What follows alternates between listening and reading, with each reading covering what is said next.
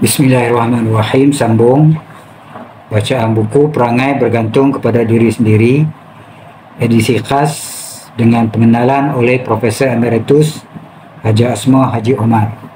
Buku dikarang oleh Pendita Zakbar sekitar akhir 50-an atau awal tahun 60-an, sebagai sebuah nasihat kepada orang lain.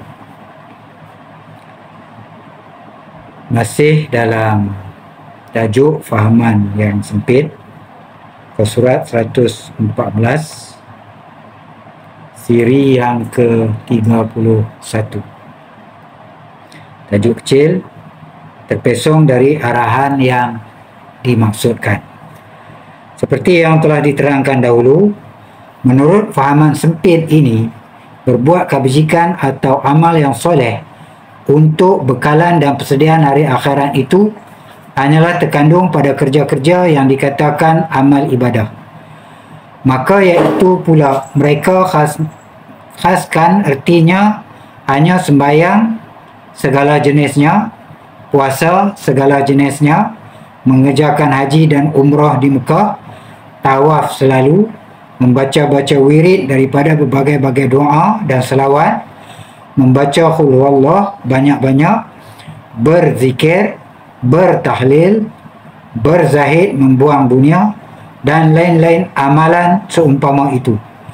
Bacaan-bacaan itu pula hendaklah dikira banyak sekian-sekian ratus atau ribu kali dibaca dan diulang-ulangi, sehingga terpaksa menggunakan buah tasbih yang disebut buah sabih. Tetapi amalan-amalan itu pun dikerjakan biasanya dengan tidak ada mengingatkan barang sedikit jua tentang tujuannya dan gunanya yang sebenar sebagai latihan kerohanian untuk membaiki laku perangai dan budi pekerti, membersihkan hati dan kebatinan diri, meninggikan perasaan dan pengenalan akan rohaninya sendiri. Maka amal-amal demikian itulah yang mereka fahamkan sebenar-benar ibadat, sebenar-benar takwa dan sebenar-benar bekalan untuk hari akhirat, untuk penebus daripada seksa. Persediaan begini memberi rasa seolah-olah diri mereka sudah tentu akan menghadap seksa, atau seolah-olah Tuhan sedia siap menanti-nanti saja untuk membakar mereka.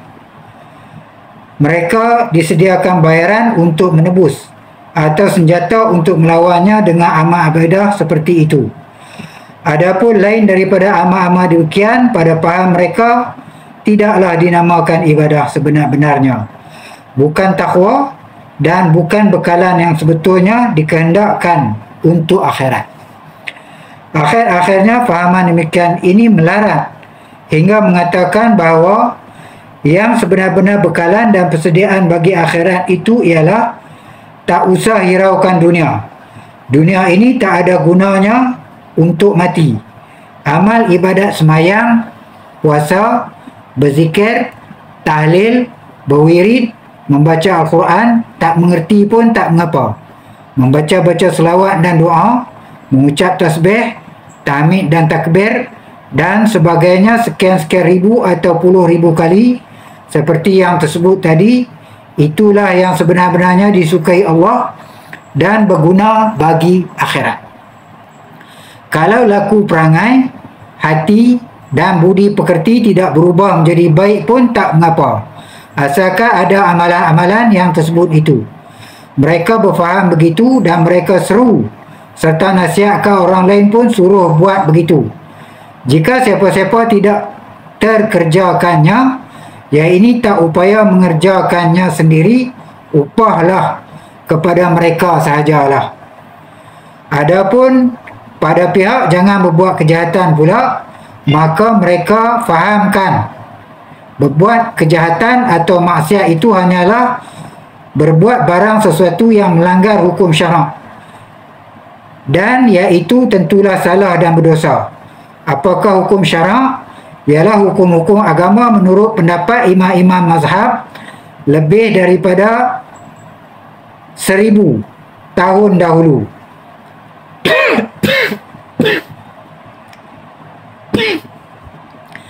Jika tidak melanggar itu ataupun jika dapat dihelah-helahkan hukum itu dengan dalih-dalih loya buruk seperti wang not kertas, tak wajib zakat.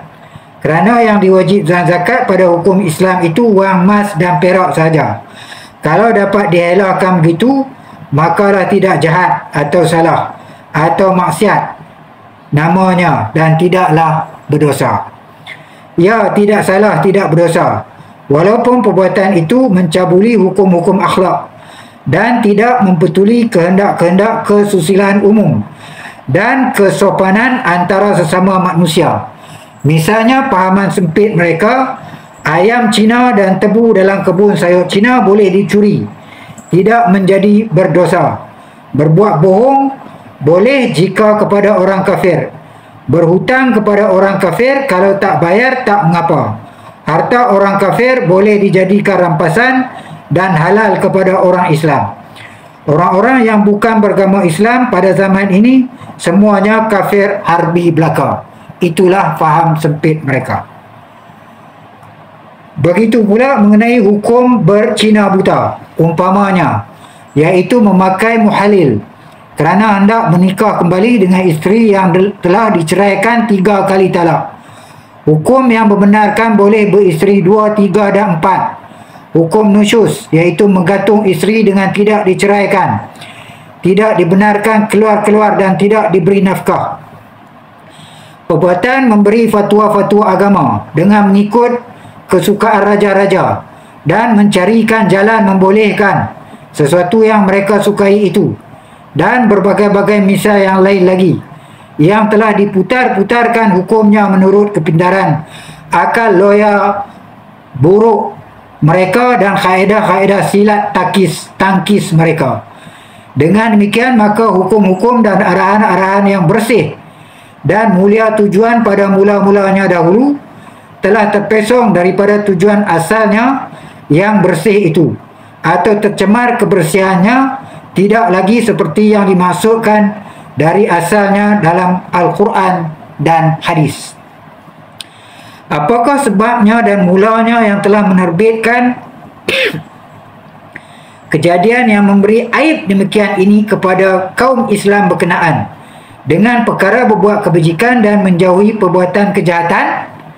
Tidak lain lagi melainkan pada yang pertama itu hanya sebab salah faham akan kegunaan dunia dan akan cara menggunakan dunia bagi mendapatkan kejayaan akhirat yang dicita-citakan itu.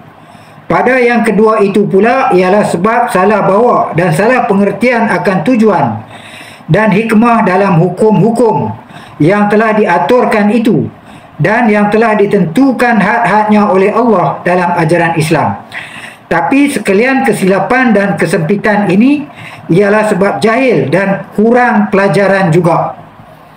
Maka akibatnya dan kehasilannya yang telah terjadi daripada kesilapan dan kesempitan fahaman ini ialah kejatuhan, kemunduran dan ketinggalan. Bahkan tidaklah melebih-lebihkan jika dikatakan bahawa fahaman sempit dalam Islam pada masalah berbuat kebajikan dan menjauhi kejahatan seperti yang telah diterangkan inilah satu daripada sebab yang terbesar sekali telah menurunkan bala celaka yang menyebabkan keruntuhan, kehanyutan dan kemelaratan umat Islam dalam dunia sudah beberapa kurun lamanya. Maka hanya dengan kesedaran baru zaman sekarang barulah mereka mulai hendak pulih semula. Sekian.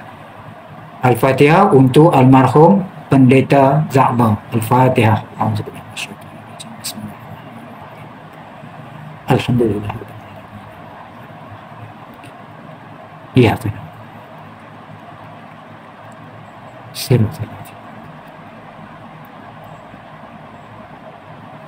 Terima kasih.